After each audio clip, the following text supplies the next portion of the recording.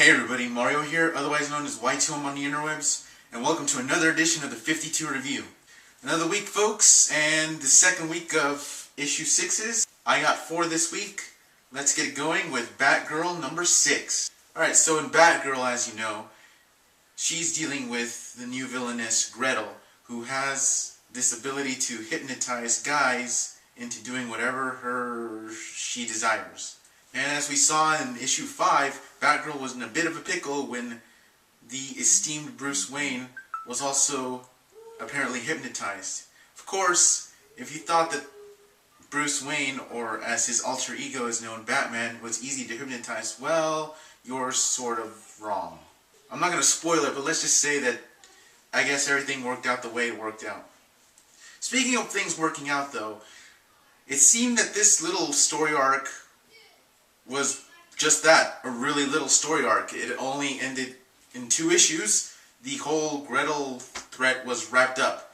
I really thought there was going to be something more convoluted or complex, or at least make the attempt to be as equally as long as the first villain, the Mirror. Just like that, Batgirl quickly figured out her identity, her past, why she became the way she is, and how she managed to get a hold of her ability. And set up like trap, pulled a Scooby-Doo, da-da-da-da-da-da, Batgirl power.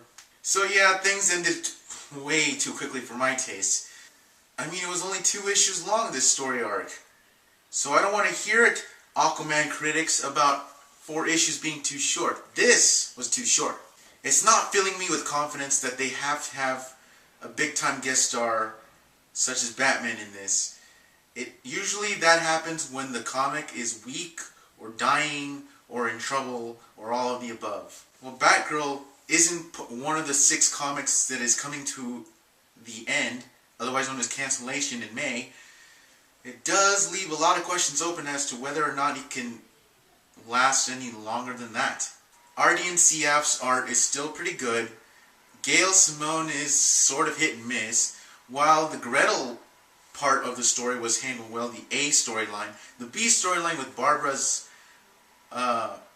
mother showing up from out of nowhere and how that gets dealt with, that's kind of not happening because she's not dealing with it. Whether or not that will mean something else down the road, who can say? But as for right now, it kind of seems like a red herring. Still though, unlike previous issues of Batgirl, I can't really say that this is absolute garbage, like some of the other ones. It's passable, it just feels like it could be so much more better. Next up, Batman&Robin, number 6. Well, this great duo of Peter Tomasi and Patrick Gleason are just continuing their 1-2 punch. They've been doing it for the last 5 issues, and they strike gold again in issue 6. Now, things aren't going so great here. It seems like Damian is pretty much edging towards the dark side. It pretty much looks that way. And the desperation on Batman's face to recover his son, to basically just hope he can set things right. I mean, you can see it in the artwork. It is the emotion, the raw emotions are there. Also, we get an elaborate explanation of the relationship between Batman and Nobody, or at least their past identities, while they still work together, and how that all went to hell. All of that is rock solid and makes for an amazing issue. However, it didn't walk away scot-free. For you see, there was a couple of plot twists. Unfortunately, anyone who has dealt with these kind of plot twists before would have seen this coming several miles away. And I totally did. I called it, in fact. And once the twist happened, it really didn't shock me in the least at all. I felt like something else could have happened. I mean, I'm glad that things played out the way they did, but it just completely felt like it was going to play out that way anyway. I was expecting a more serious twist. However, I go back to the artwork where there's this panel in which you see the desperation on Batman's face as he's listening to poor Damian getting, well, tortured, and just this panel just speaks volumes. I mean, it literally does, and that's what gets me hyped up for issue 7, because I really want to find out what's going to happen to poor Damian once the twist happens. I really don't have anything bad to say about this comic other than the predictable plot twist. Everything fell into place, and that noir artwork by Patrick Gleason, oh man, I'm loving it. It is just a perfect look and feel for this series. Well, I can only speculate how things will end out, but I'm really hoping I'm kind of wrong, because otherwise I really don't want to say that this series is predictable. I really don't. But otherwise, it is a really good book, a really good series, and it's one you should pick up. Next up is Batwoman number 6. For those of you that were expecting another solid gold delivery from the amazing duo that is J.H. Williams III and W.H. Blackman, you guys are in for a disappointment. Williams has decided to take a break from the artwork this month and decided to give the spot over to Amy Reeder. She's the guest artist for this edition of Batwoman. And for better or for worse, you can definitely tell. Amy Reeder does a good job with the artwork. I'm not complaining. It's just that I'm spoiled. We're all spoiled. Anyone who's read the previous 5 issues of Batwoman, we're spoiled children. We love the ethereal artwork that J.H. Williams conveys in Batwoman. It is really like candy for the eyes. It is sweets for the eyes. It is beautiful and it's engrossing, and it is quite honestly the best piece of artwork that DC Comics has going for it right now.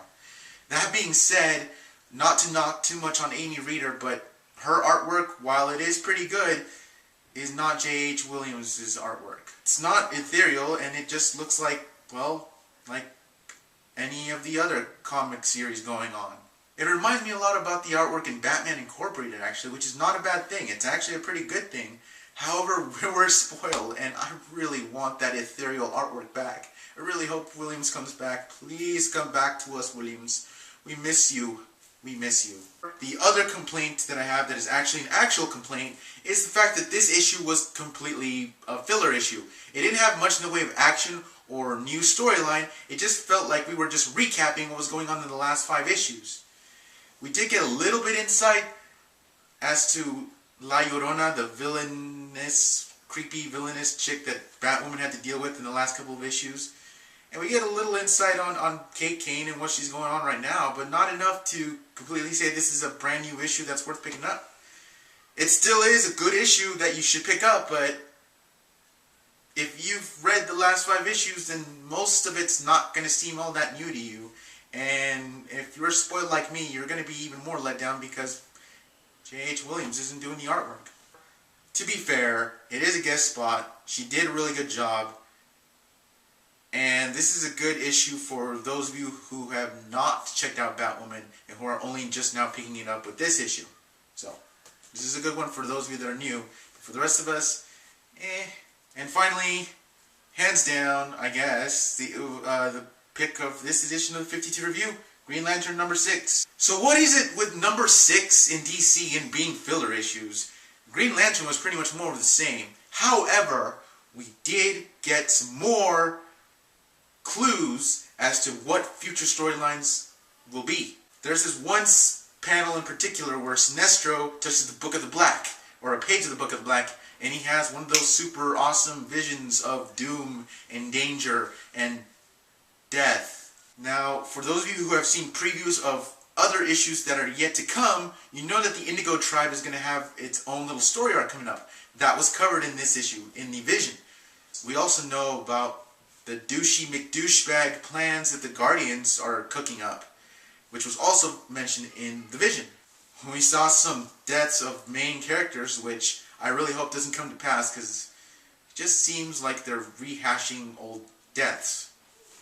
You'll know what I mean if you check it out. But overall, we know that this little team up between Sinestro and Hal, although they officially split at the end of issue 5, they're coming back together. It definitely looks like it's going to happen, and once these two come together, this little bromance that really isn't is going to continue. It's going to be strong, and they need to, because quite honestly, the Green Lantern Corps as we know it will probably be finished if they don't team up and step up.